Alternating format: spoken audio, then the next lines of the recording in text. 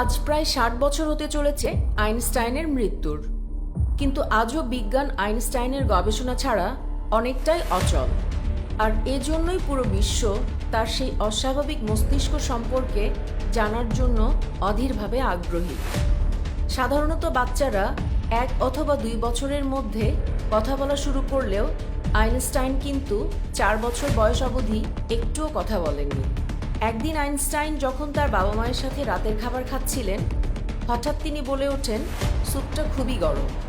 নিজের ছেলেকে প্রথমবার স্পষ্টভাবে কিছু বলতে শুনে তার বাবা মা খুব অবাক হন এবং সাথে খুশিও হন।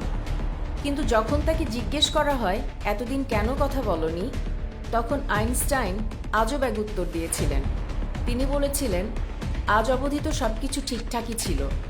আইনস্টাইনের জীবনের এমন আজব ঘটনাগুলো এখানেই শেষ হয়নি। বয়স বাড়ার সাথে সাথে যেন তার আজব কাজকর্মও বাড়তে থাকে।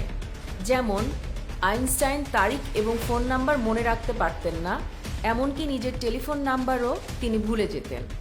একবার তার এক সহকর্মী তার টেলিফোন নাম্বার চাইলেন। আইনস্টাইন তখন সামনে থাকা একটা টেলিফোন ডাইরেক্টরিতে নিজের নাম্বার খুঁজতে থাকেন। এটা দেখে তার সহকর্মী কিছুটা অবাক হয়ে জিজ্ঞেস করলেন, আপনি আপনার ফোন নাম্বার কেন মনে রাখেন না? তখন আইনস্টাইন তার সহকর্মীকে বললেন, এমন কিছুকে আমি কেন মনে রাখবো যা আমি বইয়ে খুঁজলেই পেতে পারি? আইনস্টাইন সবসময় বলতেন, আমার ভেতরে তেমন বিশেষ কিছু নেই। আসলে আমি এমন একটা মানুষ যার মাঝে কৌতূহল রয়েছে অনেক বেশি।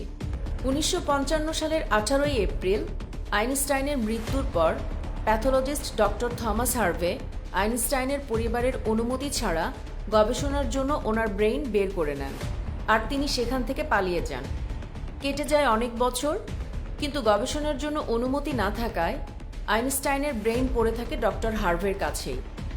পরবর্তীতে আইনস্টাইনের ছেলে হ্যান্স আলবার্ট আইনস্টাইনের অনুমতি পাওয়ার পর ডক্টর হার্ভে আইনস্টাইনের ব্রেইনের ওপর গবেষণা করা শুরু করেন।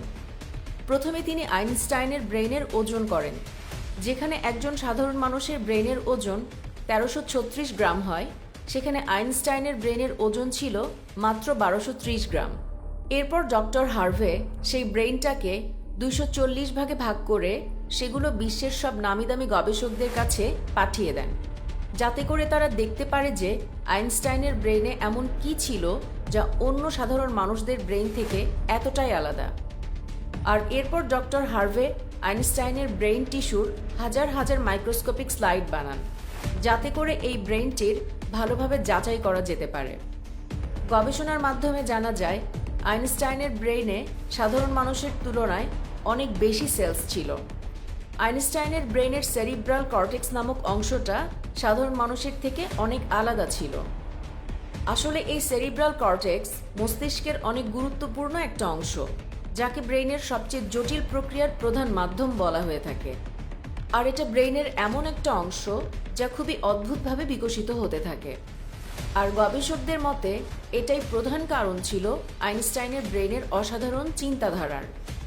যখন বিজ্ঞানীরা আইনস্টাইনের ব্রেইনকে আবার পরীক্ষা করা শুরু করলেন, তখন তারা অবাক হয়ে গেলেন, কারণ তার ব্রেইনে রিঙ্কেল প্যারিয়েটাল অপারিকুলাম ছিল না, যার কারণে তার ব্রেইনের প্যারিয়েটাল লুপের আকার সাধারণ মানুষের ব্রেইনের চেয়ে ২০% বড় ছিল।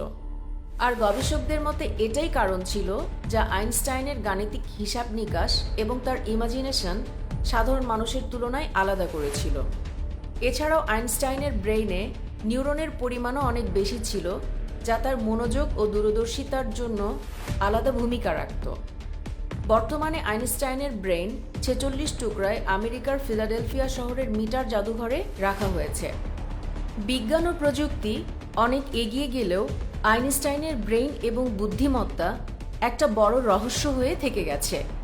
ডক্টর থমাস হার্ভে আইনস্টাইনের ব্রেইনের সাথে যা কিছু করেছেন তা কি ঠিক ছিল নাকি ভুল? আপনাদের কি মনে হয় তা জানিয়ে আমাদের কমেন্ট করুন। সুপ্রিয় দর্শক শ্রোতা, এই ছিল আমাদের আজকের ভিডিও।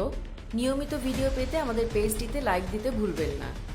আসছে নতুন ভিডিওতে আবারও দেখা হচ্ছে। এখনকার মতো বিদায় জানাচ্ছি।